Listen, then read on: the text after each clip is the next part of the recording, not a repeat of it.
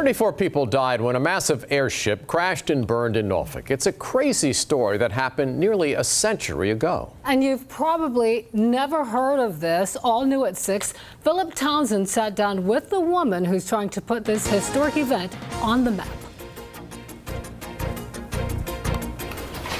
A history lesson that everyone in Hampton Roads should hear. It sends chills down your spine. Because most of us never did. It spent 95 years being forgotten. The year was 1922. The hydrogen airship Roma was on a test flight from Langley Field.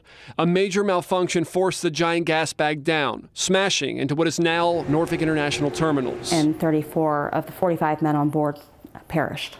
Despite the loss of life, the crash has been under a shadow for the last 95 years, sandwiched between the two world wars. It was buried. Nancy Shepard is an historian, and up until 5 years ago, even she hadn't heard of it. And it bothered me. These men were never given any sort of honor or anything for their sacrifice in the line of duty. A collection of relics, a folder filled with classified documents. Nancy even wrote a book about the crash. This is what happened. This is why they died. And just 3 weeks ago, she got some good news from the Department of Historic Resources. It was a relief.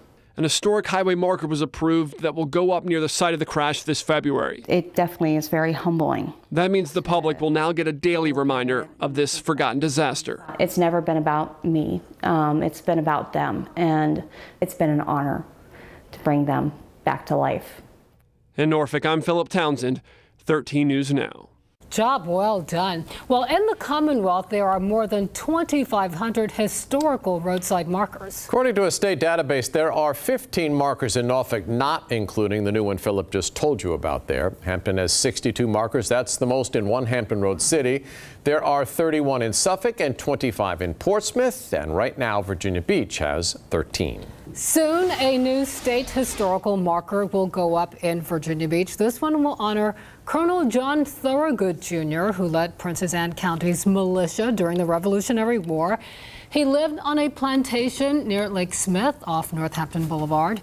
That is where the marker is going. The dedication ceremony is set for Friday morning at 10 o'clock on Shell Road.